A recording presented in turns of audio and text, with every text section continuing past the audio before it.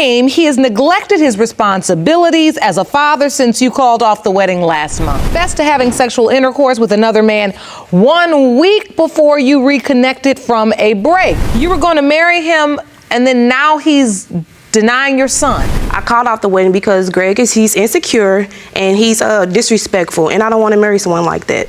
Every time I turn around is you messing with this person, you're sleeping with this person, but he has my phone, he dropped me off and picked me up, so where is there time to cheat on you at? In a courtroom where secrets meet science, Judge Lauren Lake stands as both voice and vessel of truth. When a DNA test becomes the breaking point between love and loyalty, what unfolds is more than a verdict.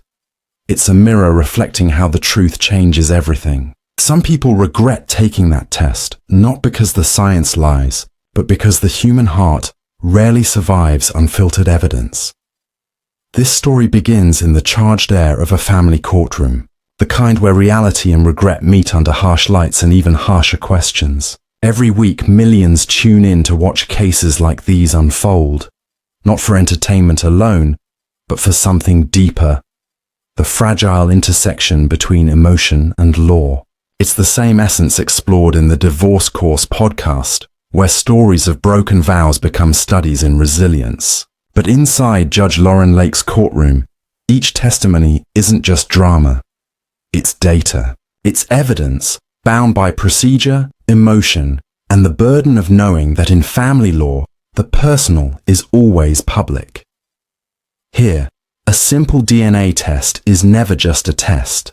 It is the stage where trust collapses and identity is rewritten. The test is the modern equivalent of judgment, scientific, sterile, absolute. Yet, behind every swab and sealed envelope lies a story about fear, betrayal, and the eternal hope for closure.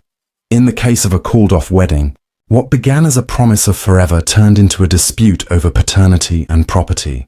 When a woman stands before Judge Lauren Lake, holding not only her child but her dignity, and a man faces her across the courtroom, refusing to believe, what's really being tested isn't biology, it's belief. And when the test results come back, they don't just resolve questions, they rewrite relationships.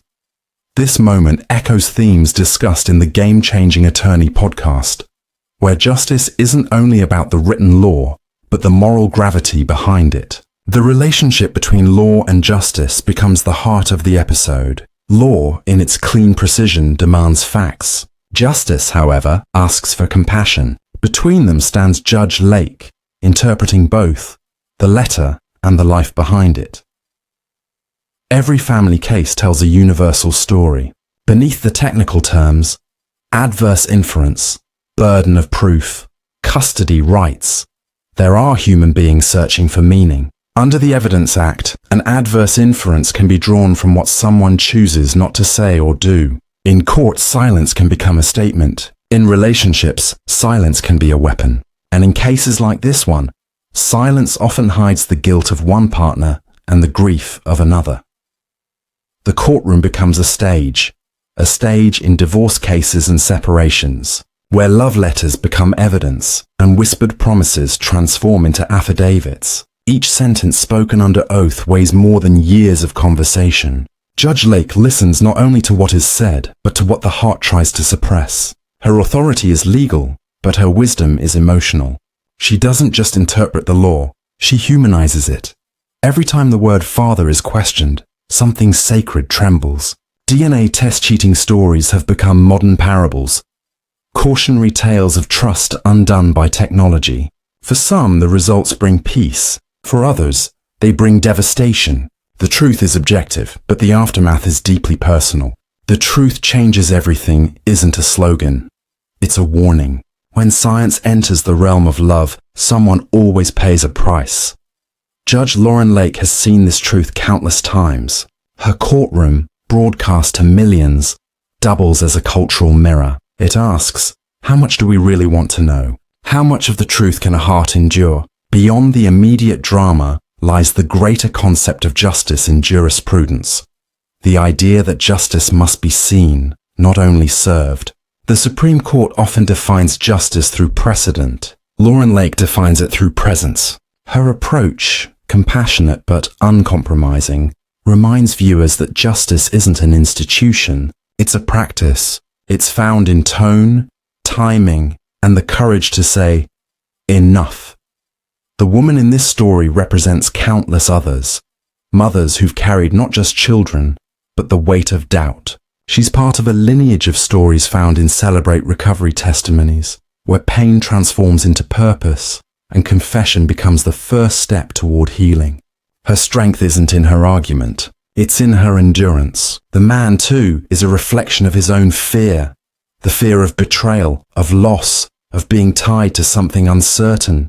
In many divorce course podcasts, experts describe this stage as the spiral of denial, a psychological defense against truth's sharp edges. And then there's the child, silent, innocent, the only one with nothing to prove. Every Supreme Court ruling on child support echoes through cases like these. The child's future depends not on biology alone, but on responsibility. The willingness to show up, pay up, and grow up. Yet what's remarkable is how many adults never learn that lesson. As the camera pans across the courtroom, each person carries their own version of justice. The mother seeks validation. The father seeks vindication. The judge seeks balance. The concept of justice in jurisprudence is no longer an academic idea. It's living, breathing, aching before her. Even outside this courtroom, the reverberations of such cases shape cultural conversations. In legal forums and podcasts like the Game-Changing Attorney podcast, attorneys debate not only outcomes but ethics, how the law must adapt to emotional realities. The fusion of law and justice is fragile, and nowhere is it more evident than in family courts, where every judgment touches both heart and home. There's a reason audiences keep returning to paternity court full episodes, not just for the revelations, but for the recovery that follows. Each episode becomes a lesson in accountability, each decision a sermon on truth. And though Judge Lauren Lake sits behind a bench, her rulings resonate far beyond those walls. This case, this single story of a broken engagement, a questioned paternity, and a demand for $750 becomes a metaphor for modern love under scrutiny. Money, pride, and DNA collide in the search for closure. It's not about the dollar amount. It's about the symbolic value of fairness. When the woman asks for repayment, she isn't counting money. She's counting respect. When the man refuses, he isn't denying debt. He's defending ego. The audience, silent and absorbed, becomes the jury of emotion. We all carry within us the same question. Would I want to know? Would I be strong enough for the truth? In the broader reflection of family law, cases like this reveal a haunting pattern. That love often ends not in hatred, but in exhaustion. What begins as a union of two hearts becomes a negotiation of rights and liabilities. This is why the Divorce Course podcast emphasizes emotional education, teaching that every I do should come with an understanding of the evidence that binds, not just the vows that inspire. As the case progresses, the presence of a DNA test becomes a symbol of both precision and punishment. The sterile swab becomes an arbiter of destiny. For the woman, it's a plea for acknowledgement. For the man, it's a demand for exoneration. For the judge, it's the gateway to justice. And yet, not all people who take DNA tests find peace. Many regret taking them, not because they reveal lies, but because they expose the truths we weren't ready to face. In adoption stories' full episodes, similar emotions arise. Families discovering biological ties they never expected, or losing the ones they thought were certain. Every revelation carries a rupture. Judge Lauren Lake, aware of this, often reminds litigants that the law can declare a parent, but only love can define one. It's a truth both timeless and urgent. Even in Celebrate Recovery testimonies, echoes of this courtroom wisdom emerge. Stories of parents forgiving themselves, partners learning accountability, and individuals reclaiming dignity after the DNA results. These testimonies, like the rulings in paternity court, remind us that justice is not the end of the story. It's the beginning of healing. In this first half of the narrative, one truth emerges above all. Justice isn't just about right and wrong, It's about restoration. It's about giving people a language to describe their pain and a structure to rebuild from it. When the results are revealed in Judge Lauren Lake's courtroom, a peculiar kind of silence descends. It isn't relief, not yet. It's the stunned stillness that comes when evidence replaces emotion. The DNA test, that ultimate equalizer, doesn't care who loved harder, who stayed longer, or who promised forever.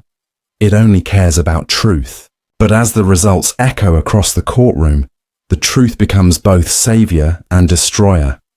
The truth changes everything, Judge Lake often says. And she's right. Once truth steps into the light, it rearranges every memory that came before it. A mother remembers love differently. A father rewrites his story in defense. A child, though too young to understand, becomes the center of an emotional storm shaped by numbers, science, and sorrow. Across generations, family law has struggled with this paradox. The intersection of human frailty and factual evidence. In jurisprudence, truth is sacred.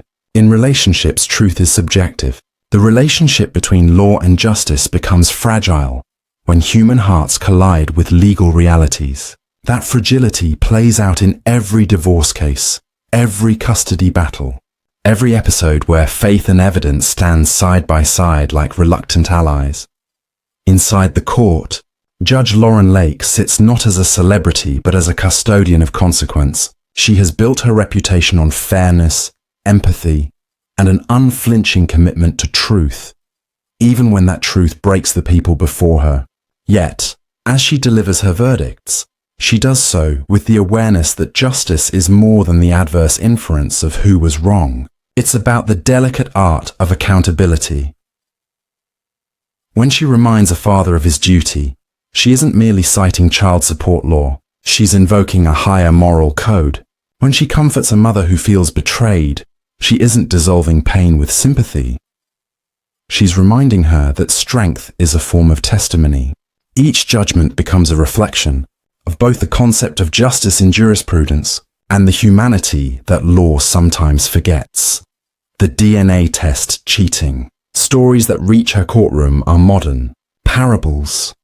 Stories of betrayal told in swabs and signatures. Some partners take the test to prove loyalty, others to escape obligation. Yet every time the results are read, it becomes clear that proof doesn't erase pain. Proof only defines it. On legal podcasts like the Game Changing Attorney podcast, attorneys often discuss the cold precision of law, its need for order amidst chaos. But what they often miss is the quiet aftermath. What happens after the evidence, after the judgment, after the cameras stop rolling? That's where Judge Lake's courtroom is different. It doesn't end with the verdict. It begins there. She makes each case a lesson in emotional recovery, the kind that mirrors the confessions found in Celebrate Recovery testimonies. She knows that some people regret taking the DNA test, not because they didn't want the truth, but because they underestimated its reach. Truth doesn't stop at the courthouse door. It follows you home, sits at your dinner table, and whispers through every silence that follows. Truth, once spoken, can't be unsaid. There's a reason why programs like the Divorce Course podcast resonate so deeply, because they understand that divorce isn't merely a legal split. It's an emotional trial where both sides must learn to rebuild themselves. Each stage in a divorce case, discovery, evidence, judgment, mirrors the stages of grief, denial, anger, bargaining, depression, acceptance. But unlike grief, divorce involves two people moving through the same pain at different speeds. Judge Lake has mastered the art of guiding people through that imbalance. Her tone, firm yet compassionate, teaches litigants that justice without empathy is cruelty. She knows that the relationship between law and justice cannot exist without emotional understanding. Law, in its pure form, seeks order. Justice, in its truest form, seeks restoration. And so, when a man discovers through a DNA test that he is indeed the father, the courtroom breathes again. But his relief isn't total, for in that moment of scientific confirmation, he also faces the evidence of his emotional failure. The evidence may prove paternity, but it cannot prove presence. It can't erase the months he doubted, the words he threw, or the silence he imposed on his child's mother. This is where the true judgment lies, not in the document, but in the days that follow. Meanwhile, for the woman, the confirmation is vindication. It is proof that her truth was real all along. But victory in court often feels hollow when it comes at the cost of love. In her eyes, justice feels both delivered and delayed. Delivered because she's proven right. Delayed because healing takes longer than any verdict. This is the paradox of modern family law. Justice is swift on paper, but slow in the soul. That is why Judge Lake's closing words in every episode feel more like sermons than summaries. They carry echoes of recovery, grace, and redemption, as if the courtroom itself were part of a larger ministry. Her approach has often been compared to the structure of Celebrate Recovery testimonies, where acknowledgement leads to release, and release leads to healing. Beyond the courtroom, these stories ripple into broader society. Discussions on the Game-Changing Attorney podcast often explore how public cases like these influence cultural perceptions of fatherhood, fidelity, and fairness. They remind listeners that justice doesn't live in the Supreme Court alone. It lives in every household where truth demands to be spoken. In the hierarchy of courts, the Supreme Court stands at the top, interpreting the Constitution. But in emotional truth, courts like Judge Lake's hold equal weight. They deal not with national law, but with personal morality. Here, the concept of justice in jurisprudence becomes intimate, raw, and visible. It's where theory meets tears. Every now and then, a case arrives that transcends entertainment. It becomes a public mirror. In one such case, a man accused his fiancée of infidelity, withdrew from their engagement, and denied paternity of their child. The DNA test became the final arbiter, and when the test confirmed his fatherhood, the courtroom erupted. Not in anger, but in revelation. That's when Judge Lake reminded both parents that truth, when handled without grace, can destroy more than lies ever could. Her words align perfectly with what philosophers of law describe in academic discourse: the moral weight of knowing. Jurisprudence teaches that law seeks certainty, but justice seeks peace. The two often diverge, and the space between them is where humanity must operate. In that space, Judge Lake builds bridges. In Adoption Stories full episodes, a similar truth emerges: that biology is not destiny. Families are built on courage, not chromosomes. Parents who adopt, much like those who face DNA revelations, must redefine what love means in the presence of truth. Some of these episodes mirror the essence of Celebrate Recovery, where acceptance becomes a sacred act. Back in the courtroom, after the verdict, Judge Lake often turns her attention to child support, not as punishment, but as participation. She reminds parents that supporting a child isn't about obligation. It's about ownership of one's choices. The Supreme Court may define it as a legal duty, but in her eyes, it's a moral promise. Money doesn't raise a child, she says. Presence does. Yet both are required to sustain justice. There's poetry in that practicality. It shows how law and life converge in the smallest acts. A father signing a support order, a mother extending forgiveness, a judge reminding both that truth without compassion is incomplete. Outside the courtroom, millions of viewers find their own reflections in these cases. They write into forums, share reactions on podcasts, and even call radio shows like the Divorce Course podcast to share how a single DNA test changed their family forever. For them, the courtroom isn't a TV set. It's a classroom where real people learn what justice looks like when it wears a human face. What fascinates the public isn't just the verdicts, but the vulnerability, watching people unravel and rebuild themselves before the world serves as a collective confession. We see our own doubts, our own mistakes, our own longing for redemption. That's why Celebrate Recovery testimonies resonate. Because they echo the same rhythm of revelation and renewal that plays out in Judge Lake's courtroom every day. The more we watch, the more we realize that the truth changes everything, not just for the people on stage, but for those watching silently from home. The mother who once questioned her partner's loyalty. The father who once doubted his role. The child who will someday ask, why did they fight over me? In every question lies the weight of legacy. Truth demands courage, and not everyone has it. That's why some people regret taking the test. They wanted validation, not transformation. But as Judge Lake's courtroom proves, truth doesn't bend to comfort. It breaks us only to rebuild us stronger. At its core, this story, and countless others like it, reveals how modern jurisprudence must evolve beyond evidence into empathy. The adverse inference in the Evidence Act teaches that silence implies guilt. Yet in emotional justice, silence often hides pain. That's the nuance Judge Lake understands, and why her judgments feel more human than legal. Justice, as seen through her lens, isn't about punishment. It's about restoration. And restoration begins when truth replaces fear. By the end of every episode, as the credits roll and the gavel falls, one message lingers. Truth is not the enemy. Ignorance is. When the courtroom empties and the cameras stop recording, the echoes of truth remain. They linger not in the marble halls of justice, but in the human hearts that walked away changed. The results of a DNA test may end a case, but they rarely end the story. For Judge Lauren Lake, that's where her real work begins, guiding broken souls toward restoration after revelation. The truth changes everything, but it also asks something in return. It demands forgiveness. It demands humility. It demands the courage to rebuild a life without illusion. For some, this rebuilding feels impossible.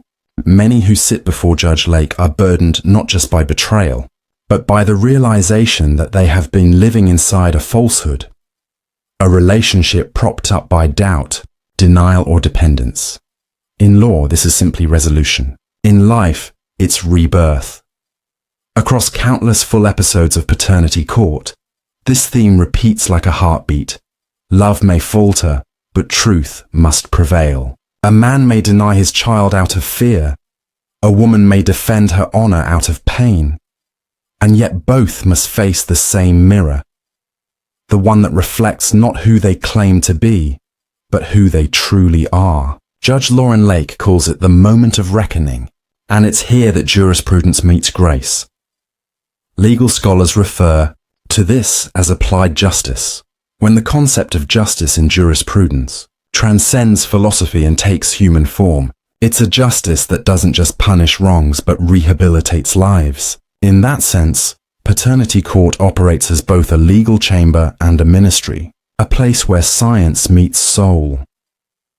This fusion between logic and empathy echoes through every story of family, separation, and forgiveness. It's what podcasts like the Divorce Course podcast and the Game Changing Attorney podcast explore so passionately. The challenge of reconciling emotion with evidence. Both shows dissect the anatomy of conflict, asking whether the law can ever truly deliver justice when hearts are involved. Judge Lake's answer, demonstrated week after week, is yes, but only when truth is coupled with compassion. In one sense, every paternity case is also a stage in a divorce case, not of marriage, but of fantasy. It's the divorce of illusion from reality, the separation between what we wish were true and what actually is. This is the essence of emotional jurisprudence, the quiet branch of law that deals with the unseen, the grief, the shame, the fractured self-image that no statute can mend. For those who step into her courtroom, the DNA test acts as a sacred rite. Some come in seeking confirmation, others come in hoping for denial. But all leave knowing that truth, once uncovered, cannot be undone. This is why some people regret taking the test, not because they don't value honesty, but because they weren't prepared for how deeply it would reshape their world. Truth is a mirror that never blinks.